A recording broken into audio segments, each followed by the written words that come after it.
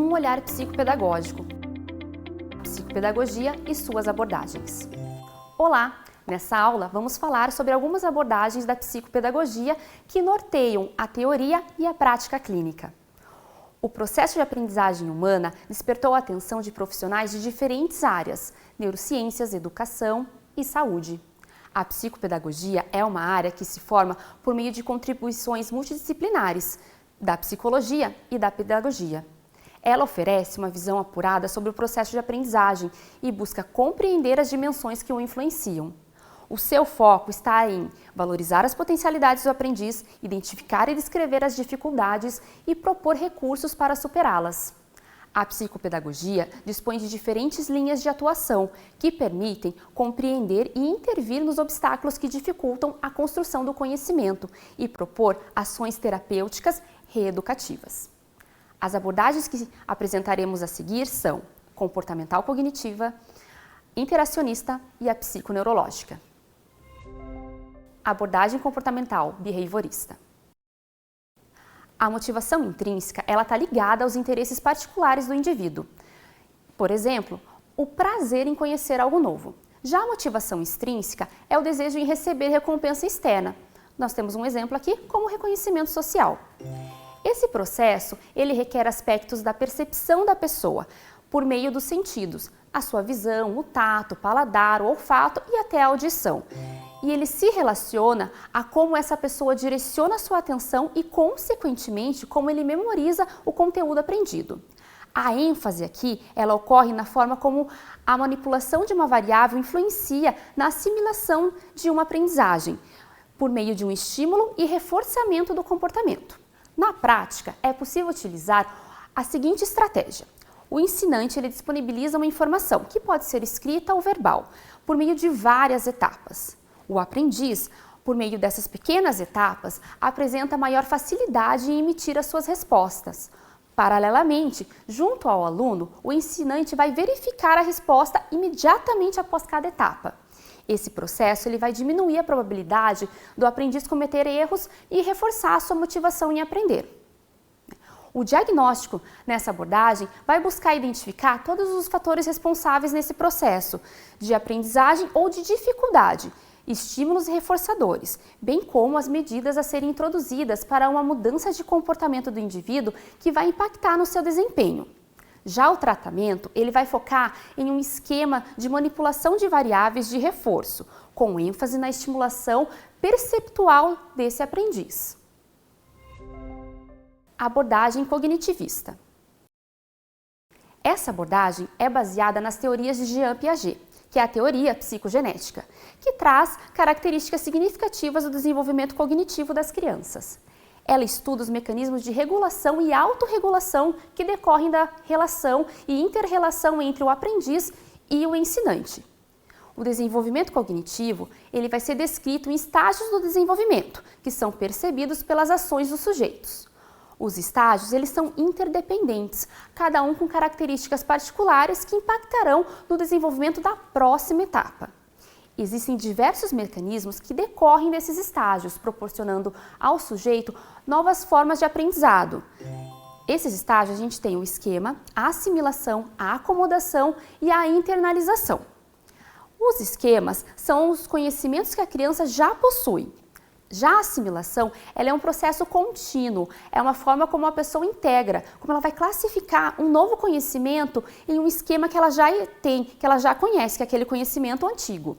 Já a acomodação é a modificação dos esquemas existentes e a criação de novos esquemas, de novos conhecimentos. Já a equilibração, ela permite à criança elevar o seu próprio sistema cognitivo. Pensando na prática. Por exemplo, vamos supor que uma criança está aprendendo a identificar os animais e até agora o único animal que ela reconhece e categoriza de maneira bem sistemática é o cachorro. Portanto, a gente pode afirmar que em sua estrutura cognitiva essa criança tem um esquema mental referente ao cachorro. Dessa maneira, ao ser apresentado um cavalo, a criança provavelmente irá dizer que é um cachorro, pois ele também tem focinho, rabo e 4 patas, assim como o cachorro que ela já conhece. É um processo de passagem de uma situação menos complexa para uma de maior complexidade. Ao entrar em contato com um objeto novo, o indivíduo pode ficar em conflito, pois esse objeto não se deixa conhecer facilmente. É necessário acomodar o novo conhecimento ao antigo e, assim, ampliar seu conceito, que é o que a gente chama de equilibração. Como no exemplo, após a criança compreender que o cavalo não é um cachorro, ele amplia seu conhecimento a respeito dos animais, que é o que a gente chama de acomodação, entendendo que há uma categoria de animais com focinho, rabo e 4 patas que não se refere somente aos cachorros, mas a muitos outros animais. Assim, ela equilibrou seu conhecimento ampliando a complexidade desse conceito. Durante a investigação diagnóstica dessa abordagem, utiliza-se da investigação crítica, a fim de compreender o pensamento e a lógica do sujeito, por meio de argumentação e contra-argumentação de diversas situações que favoreçam a operacionalização de processos de assimilação e acomodação. O investigador ele vai utilizar recursos específicos, tais como as provas operatórias piagetianas, os jogos de construção, jogos estruturados ou não, com ou sem regras, narrativas ou construção de histórias.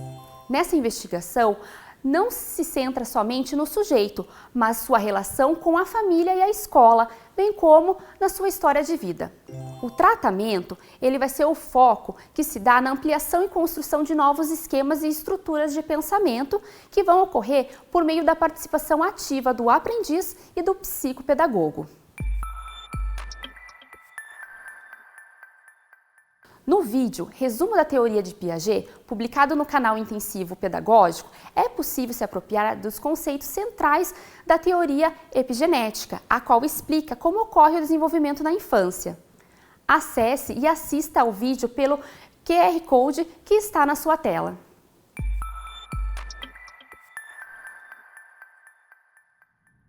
Abordagem interacionista. Epistemologia convergente, de Jorge Visca. Essa abordagem ela vai propor uma conceituação da aprendizagem e suas dificuldades por meio da integração de 3 áreas de estudo da psicologia: a psicogenética, que é de Piaget, a psicanálise, de Freud, e a psicologia social, de Pichon-Rivière. Ela se apoia em conceitos do interacionismo, onde a aprendizagem acontece por meio das interações entre o sujeito com o meio. O estruturalismo, a aprendizagem ela vai ocorrer somente com o meio externo e se dá na relação entre a intensidade e frequência de determinado estímulo. E o construtivismo, onde a aprendizagem ocorre como uma construção constante na relação com o meio. Essa aprendizagem ela deve ser analisada e observada na esfera tanto individual como a coletiva, nas relações sociais e afetivas. O diagnóstico ele vai investigar como ocorre a aprendizagem em todos os âmbitos e observa os possíveis obstáculos que dificultam a aprendizagem no que se refere ao próprio conhecimento, a motivação para aprender ou o próprio perfil cognitivo desse aprendiz.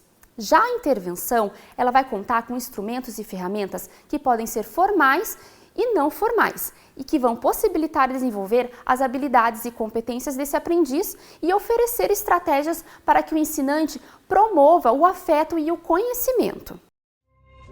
Abordagem psiconeurológica.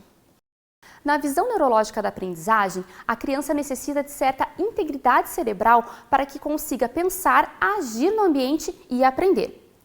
Fatores dinâmicos, funções do sistema nervoso periférico e funções do sistema nervoso central se interrelacionam e dependem entre si. Os fatores dinâmicos são as questões psicoemocionais do sujeito, como ele percebe e significa suas vivências e experiências. Podem ser questões familiares, socioculturais, que esse sujeito apresenta. Na prática, são observados na identificação que o aprendiz tem com alguma pessoa, objeto ou algum fato, na imitação de ações e de como essa pessoa internaliza seus valores e os seus hábitos, de como demonstra suas emoções, que pode ser gritando, chorando, rindo ou ficando tranquilo, e de como descreve os seus sentimentos, como raiva, medo e alegria. O sistema nervoso periférico é uma das divisões do sistema nervoso central. A sua função é transmitir informações desse para os demais órgãos do corpo humano, por meio dos nervos e glândulos nervosos. ele vai captar os estímulos por meio dos sentidos, a visão, audição, paladar, olfato e equilíbrio, ou dos sentidos gerais somáticos, que é a pele, o sistema motor, a própria percepção e os viscerais, que vão ser os órgãos, né, a questão da dor e o de desconforto. As respostas podem ser somáticas, quando o indivíduo tem controle sobre elas, andar, correr ou sentar, ou motoras autonômicas, quando são involuntárias, por exemplo, estresse, emoções, movimentos peristálticos dos nossos órgãos. E o sistema nervoso central, ele vai captar essas informações por meio do sistema sensorial, que faz parte do sistema nervoso parasimpático. E vai integrar e processar essas informações, transformando-as de formas usuais para elaborar uma resposta motora. Todo esse processo ele vai ocorrer por meio do input, que é a entrada da informação, ou o output, que é a saída da informação. O diagnóstico ele vai focar na avaliação das funções socioemocionais e cognitivas e visa a obtenção de informação sobre as habilidades e as capacidades que o indivíduo tem de receber, categorizar, armazenar e integrar a informação com o intuito de transformá-las em conhecimento. Já o tratamento ele vai envolver a estimulação ou a reabilitação das funções cerebrais, podendo ter o apoio medicamentoso quando for necessário. E para concluir nossa aula, podemos ver algumas das principais linhas de atuação, chamadas também de abordagens, que norteiam a avaliação e a intervenção do psicopedagogo para melhorar a compreensão dos aspectos que envolvem o processo de aprendizagem. Após adotar um norteador teórico, o psicopedagogo ele vai utilizar uma metodologia específica para investigar a aprendizagem e as suas dificuldades por meio da avaliação e diagnóstico. Com isso, ele proporá tratativas assertivas que promovam a aprendizagem. A partir desses conhecimentos, eu desejo a todos ótimos estudos.